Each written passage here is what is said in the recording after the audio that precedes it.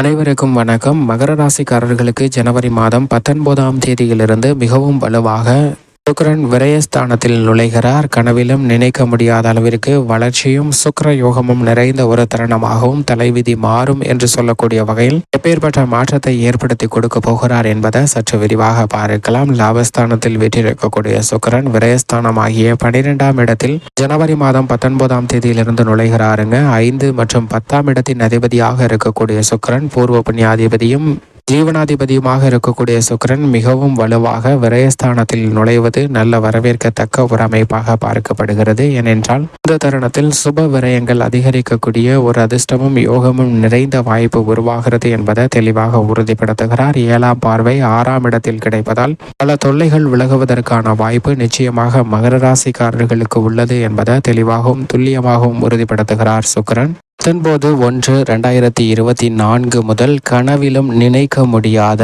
வளர்ச்சி பெறுவதற்கான யோகம் நிறைந்த ஒரு தருணமாக சுக்கிர யோகம் நிறைந்து கிடைக்கக்கூடிய ஒரு தருணமாக அமைய போகிறது. தலைவிரி மாறும் என்று சொல்லக்கூடிய வகையில் சுக்கிரன் மிக வலுவாக அவரது சமகிரகமாக இருக்கக்கூடிய குருவின் ஆட்சி வீடான தனுசு ராசியில் நுழைகிறார். இது மிகப்பெரிய மாற்றத்தை வித்திடக்கூடிய ஒரு அமைப்பாக பார்க்கப்படுகிறது. ஏனென்றால் மனித வாழ்வில் மிகப்பெரிய அளவில் மாற்றத்தையும் தாக்கத்தையும் ஏற்படுத்தி கொடுக்கக்கூடிய சக்தி வாய்ந்தவராக பார்க்கப்படுகிறவர் சுக்கிரன். ஏனென்றால் நவ கிரகங்களிலே குரு சனியை தவிர மிக உன்னிப்பாக பார்க்க வேண்டும் என்றால் அது சுக்கிரனினுடைய அமைப்பு தான். அப்படிப்பட்டவர் மிக வலுவாக ஒருவருடைய ஜாதக அமைப்பில் சஞ்சரிக்கும் போது அபரிவிதமான நன்மையும் முன்னேற்றத்தையும் அள்ளி கொடுப்பாருங்க. நவ கிரகங்களிலே சுகத்தை அள்ளி தரக்கூடிய தன்னிகரற்றவராக இருப்பவர் தான் சுக்கிரன். அப்படிப்பட்டவர் மிகவும் சிறப்பான அமைப்பில் சஞ்சரிக்கும் போது ஒருவருடைய ஜாதக அமைப்பில் 2, 4, 5, 7, 9 மற்றும் 11 ஆகிய இடங்கள்ல சஞ்சரிக்கும் போது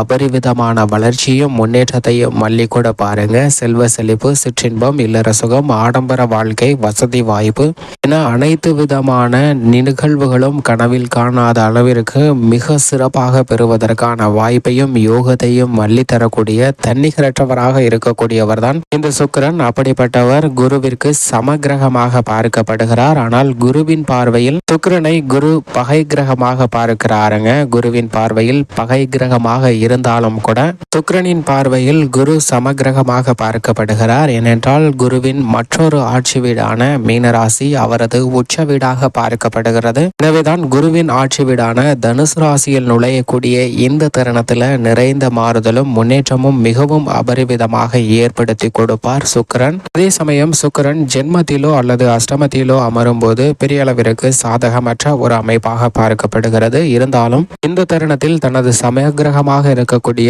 குருவின் ஆட்சி வீட்டிற்குள் நுழைவதால் நிறைந்த மாற்றம் ஏற்படுவதற்கான வாய்ப்பும் யோகமும் உருவாகிறது. குறிப்பாக கனவிலும் நிலைக்க முடியாத அளவிற்கு வளர்ச்சி பெறுவதற்கான வாய்ப்பும் சுக்கிர யோகம் நிறைந்த ஒரு தருணமாகவும் பார்க்கப்படுகிறது. ஏனென்றால் மேசராசியில் சஞ்சரித்துக் கொண்டிருக்கக்கூடிய குரு பகவான் தனது சுப பார்வையினால் மிகவும் அதீதமான வலிமை நிறைந்த கிரகமாக சுக்கிரனை மாற்றுகிறாருங்க. சுக்கிரனின் மீது குருவின் சுப பார்வை அதீதமாக கிடைப்பது சுக்கிரனால் ஏற்படக்கூடிய தோஷங்களும் விலகி நிறைந்த நன்மை கிடைப்பதற்கான வாய்ப்பு நிச்சயமாக உருவாகிறது. அது மட்டுமல்லாது குரு சுக்கிர யோகம் நிறைந்த ஒரு தருணமாக மிகவும் சிறப்பாக அமையக்கூடிய ஒரு தருணமாக பார்க்கப்படுகிறது என்பதை தெளிவாகவும் துல்லியமாகவும் உறுதிப்படுத்துகிறாருங்க. அது மட்டுமல்லாது சுக்கிரன் இந்த தருணத்தில் செவ்வாய் மற்றும் புதனுடனும் இணைந்து சஞ்சரிக்க போகிறாருங்க. செவ்வாயுடன் இணைவதால் மங்களகரமான பல நிகழ்வுகள் நடைபெறுவதற்கான வாய்ப்பு மிக அதீதமாக கிடைக்கிறது. பெண் தன்மை கொண்ட சுக்கிரன் ஆண் தன்மைக்கு அதிகாரம் கொண்ட செவ்வாயுடன் இணைவதால் குடும்பம் மிக சிறப்பான மகிழ்ச்சி பெறுவதற்கான வாய்ப்பும் காதல், திருமணம் உள்ளிட்ட பல்வேறு வகையான சுப நிகழ்வுகளை இனிமையாக சந்திப்பதற்கான வாய்ப்பும் யோகமும் நிறைந்து கிடைக்கிறது. அது மட்டுமல்லாது குருவினுடைய சுப பார்வை அதீதமாக கிடைக்கக்கூடிய இந்த தருணத்தில் குரு சுக்கிர யோகம் உருவாகுது போல் குரு மங்கள யோகமும் அது மட்டுமல்லாது குரு சுக்கிர மங்கள யோகமும் நிறைந்து கிடைக்கக்கூடிய ஒரு தருணமாக அமைகிறது என்பதை தெளிவாக உறுதிப்படுத்துகிறாருங்க சுக்கிரன். இது மிகப்பெரிய அளவுல எதிர்பார்க்கக்கூடிய நிகழ்வுகளை பூர்த்தி செய்யக்கூடிய ஒரு அமைப்பாக பார்க்கப்படுகிறது. எனவேதான் கனவிலும் காணாத அளவிற்கு, நினைக்காத அளவிற்கு வளர்ச்சியை பெறக்கூடிய ஒரு இனிமையான தருணமாக அமைய போகிறது என்பதை தெளிவாகவும் துல்லியமாகவும் உறுதிப்படுத்துகிறாருங்க சுக்கிரன். அதே சமயம் சுக்கிரனின் பார்வையில் சூரியன், சந்திரன் பகை கிரகமாக பார்க்கப்படுகின்றன. குருவும் செவ்வாயும் நட்பு கிரகமாக, புதன் சனி ராகு கேது போன்ற கிரகநிலைகளும் குருவும் செவ்வாயும் சம கிரகமாக பார்க்கப்படுகின்றன சுக்கிரனின் பார்வையில். எனவேதான் இந்த தருணத்தில் குருவின் ஆட்சி வீட்டில் நிலைத்திருக்கக்கூடிய சுக்கிரனின் அமைப்பு காரணமாக நிறைந்த மாறுதலும் முன்னேற்ற வாய்ப்பும் நிச்சயமாக கிடைக்க போகிறது. எனவே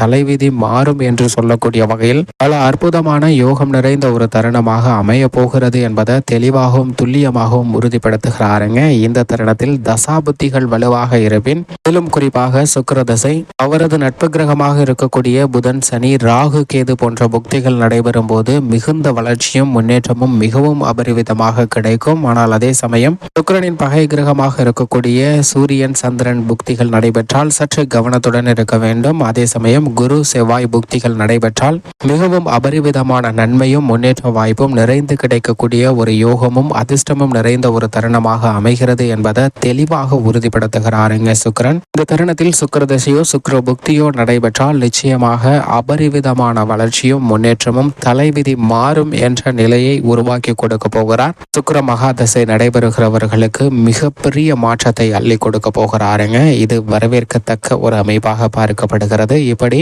சுக்கிரனுடைய அமைப்பு மிகவும் சிறப்பாக இருக்கக்கூடிய இந்த தருணத்தில் குடும்ப சூழ்நிலை எப்படி அமைகிறது என்று பார்க்கும்போது, விரயஸ்தானமாகிய 12 சுக்கிரன் இருப்பதால் குடும்ப ரீதியாக சுப விரயங்கள் மகர ராசிக்காரர்களுக்கு நிறைந்து பெறக்கூடிய ஒரு தருணமாக பார்க்கப்படுகிறது. புதிதாக நிலம், வீடு, வாகனம் வாங்குவதோடு மட்டுமல்லாது பராமரிப்பு சார்ந்த பணிகளை மேற்கொள்ளக்கூடிய ஒரு யோகம் நிறைந்த தருணமாக மாறுகிறது என்பதை தெளிவாகவும் துல்லியமாகவும் உறுதிப்படுத்துகிறாருங்க. சுக்கிரன் விரயத்திற்கு வரக்கூடிய இந்த தருணத்தில் சற்று அலைச்சல் அதிகரித்தாலும் அதன் மூலம் ஆதாயம் கிடைக்கக்கூடிய ஒரு இனிமையான தருணமாக பார்க்கப்படுகிறது. உங்களது சிறு முயற்சியிலே நீங்கள் நினைக்கக்கூடிய சொந்த வீடு, வீட்டுமனை, வாகனம் உள்ளிட்ட பல பொருட்களை வாங்கி மகிழ்வதற்கான அதிர்ஷ்ட யோக வாய்ப்புகளை மங்களகரமாக ஏற்படுத்தி கொடுக்க போகிறாருங்க சுக்கிரன். என்றால் குருவின் சுப பார்வையும் அதீதமாக சுக்கிரனின் மீது கிடைக்கிறது. மேலும் சுக்கிரனின் நட்பு கிரகமாக இருக்கக்கூடிய சனி மிக வலுவாக 2ஆம் இடத்தில் அமர்ந்திருக்கிறாருங்க. ராசியின் அதிபதியாகவும் இருக்கிறாருங்க. எனவே இந்த தருணத்தில் உத்தியோக ரீதியாக எதிர்பார்க்கக்கூடிய சலுகைகள் கிடைக்கும். மதிப்பும் மரியாதையும் அதிகரிக்கும். தொழில்துறை வியாபாரத்துறை ரீதியாக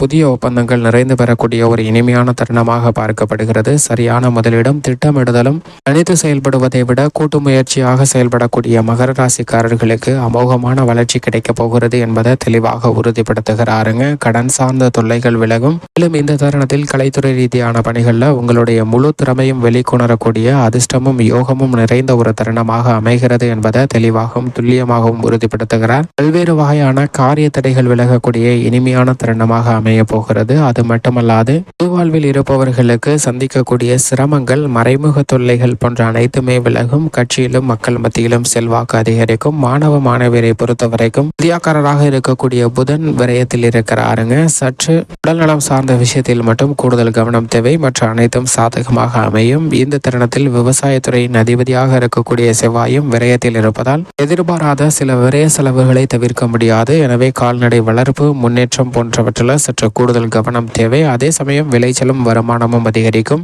பெண்மணிகளை பொறுத்த வரைக்கும் இந்த தருணத்தில் சுகஸ்தானமாகிய 4 குருவும் 12ஆம் இடத்தில் சுக்கிரனும் இருப்பதால் பெண்மணிகளுடைய எதிர்பார்ப்பு பூர்த்தியாகும். பல சுப நிகழ்வுகள் மிக சிறப்பாக நடைபெறும். மேலும் சாதகமாக மாற்றிக்கொள்ள நிச்சயமாக மகர ராசிக்காரர்கள் வாரத்தில் வியாழக்கிழமை விரதமிருந்து அருகாமையில் உள்ள வராகி அம்மன் ஆலயம் சென்று தீபம் ஏற்றி வழிபாடு செய்யுங்கள். அப்படி செய்வதால் நிறைந்த நன்மையும் முன்னேற்றமும் உங்களுடைய வாழ்வில் இனிதாக கிடைக்கும் என்பதில் சந்தேகமே இல்லை.